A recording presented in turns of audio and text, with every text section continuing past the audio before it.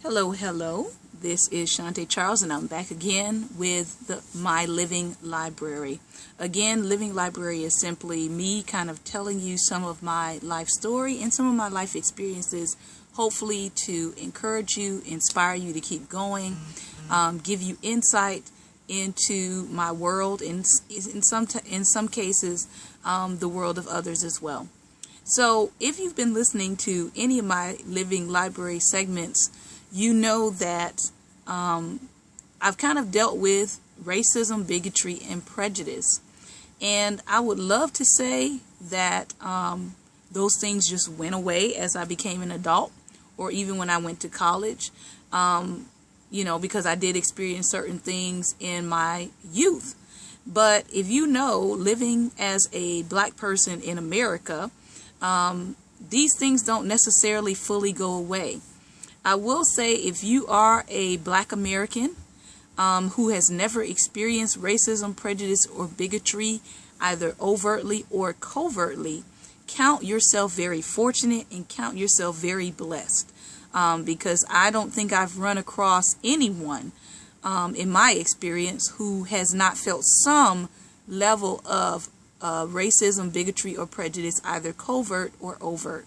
In my case, I've tended to experience both, and not just growing up as a student, and experiencing it from the student side, but also experiencing some cases as an adult. And I won't say that everything that I've experienced has been linked to racism, but quite a bit has. So I don't think I have enough time really to go into all of my experiences in dealing with racism, but I do want to touch on something that I call working while black. And I'm talking about racism, bigotry, prejudice in the workplace. So I'll just start.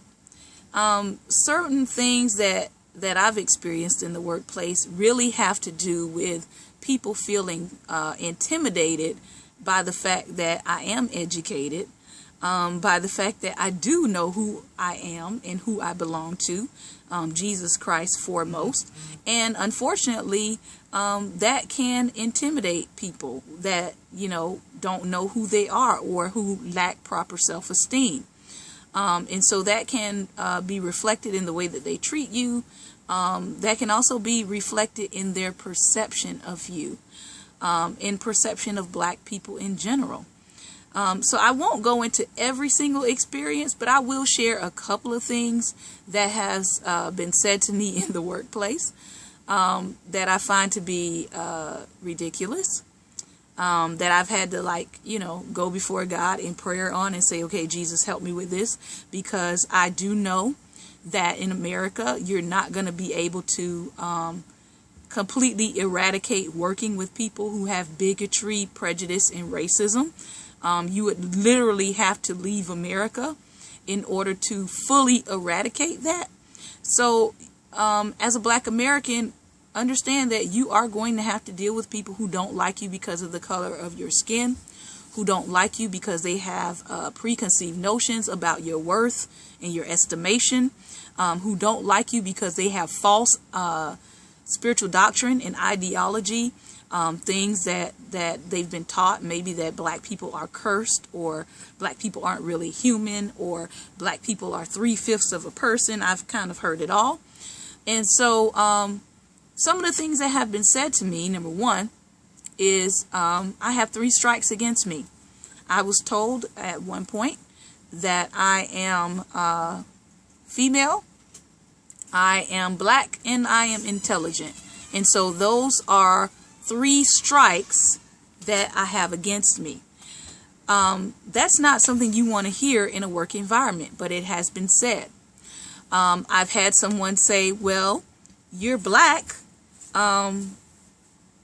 you should be a Democrat, and you should have voted for Obama, especially because you're a black woman. So, we just assumed that you voted for Obama. These are things that have been said to me. I've had people disparage the work that I could put out. saying things like, did you really do that? Basically doubting your work ethic, doubting your ability to get things done because you are a black person. I know that in my internship for college, and this was something I kind of alluded to in another Living Library segment, I had a teacher that was overseeing my internship, and she was a racist. This wasn't something that was unknown to people. And so when she received me as her assignment for her internship, she was very upset and she was very irate because they had given me as her assignment, her intern. And in the process of that irateness, I was accused of doing something that I did not do.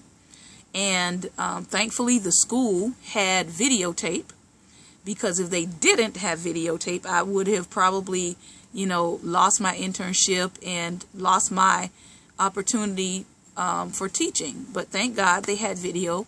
So they were actually able to rewind and see that I had not done what I was accused of doing. And so that was cleared. I had to go before my dean at the College of Education at the time. And, he challenged me and he said, what makes you think that, you should be a teacher? Why should I let you continue on in your program? And I really had to just be confident, again, following my dreams, doing what God has called me to do. And I was able to tell my dean at the time, I believe I'm called to do this. I know there are a lot of people in teaching for the wrong reasons. It's not per se a profession, especially in the United States, where you are going to, quote unquote, make a lot of money. And so, there are people in it for various different reasons. Some people think that, hey, because they can't succeed at something else, they, quote unquote, default and teach. When teaching is actually a vocation and a calling, and you really should be gifted by God to do it in a way that's going to benefit beyond you. And so I was able to tell my dean, that I believe it's the call of God for me to go into education and really defend my position and express to him what had happened during my internship. And I was very honest with him about the racial motivation behind the accusations. And so these are things that I wish I could say that I'm no longer dealing with. But I'm not there yet. I've been in education 15 years, and I still have people that have tried to sabotage my work because of the color of my skin. I've had people say disparaging things about me as a black American. I've had people say, hey, I don't know what to call you. And I tell them, well, I prefer to be called a black American. I am Cherokee and black American, but guess what? Nobody's ever attacked me for being Native American. It's generally the black America part that sees the attack. So what I'm saying to you is, I know a lot of people are talking about the race issue. I know a lot of people are saying, well, is this really going on? Is this really happening? I've had, an incident as late as 2013 where I dealt with people who were deliberately doing things to cause me harm in the workplace, deliberately, trying to harass me based on my skin color.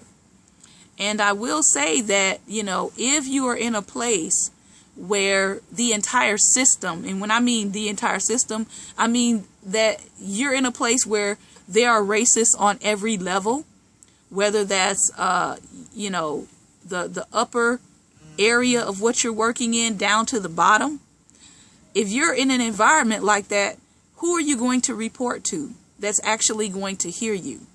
And so it may take a thing where you have to report to an outside commission or a federal commission in order to see justice or to get justice served. It makes it hard.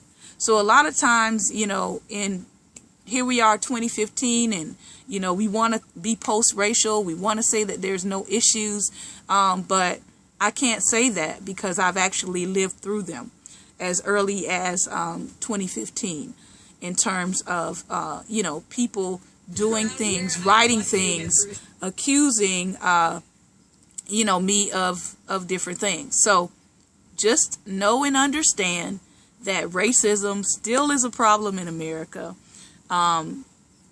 Racism in the workplace is still a problem in America. People are not necessarily coming right out and saying they are racist. Their actions, their things that they're doing to people behind closed doors, behind the scenes, is causing the fallout. We know here in the Virginia region, there was a shooting recently, and the man put together a 23-page manifesto about how he had been harassed in several different places due to the color of his skin. Now, we know it is never a good thing to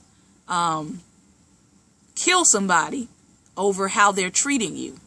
But I will say, I believe the young man was experiencing racism in the workplace. Why? Because I've experienced it very recently. And so a lot of times we look at these cases and we say, I don't understand. I don't know why. I don't know what was happening. But trust and believe, someone does not sit down and write down a 23-page manifesto about harassment that has gone on, not just because of him being homosexual, but also because of his race. So we do want to take that into account. Understand that working while black can be a problem for some people.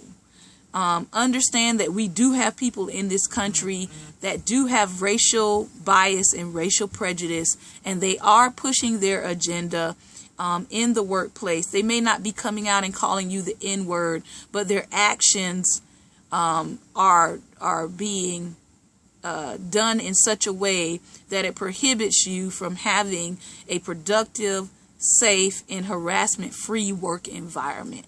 So I will tell you, in my case, I did address it.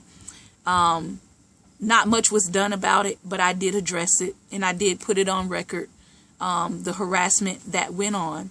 And so just know and understand, people are dealing with racism. They may not be, blogging about it, or they may not be writing about it on their social media pages because they might not want to be retaliated against, or they know that people are stalking them and looking for a reason to attack them. But it is happening. So I don't want anyone to think that we've just evolved so much to the point where we're not dealing with this issue of racism, because it is out there. And so I do ask you to pray. Pray for those of us who are dealing with and have dealt with recent issues with racism in the workplace and recent issues of harassment in the workplace. It is a serious thing. It is a serious thing. And we need your prayers. We don't need anybody saying, oh, you're just imagining things, because we're not. We have documented, some of us have documented evidence of what has been happening and what has been going on. And so, we don't want to be guilty of working while black. We want to be able to earn a living, make a living without being economically hindered or economically suppressed, or, economically disadvantaged because somebody decides to mistreat us because they don't like us for the color of our skin. So that's my living library today. Pray for those who are dealing with racism, prejudice, and bigotry in the workplace. God bless.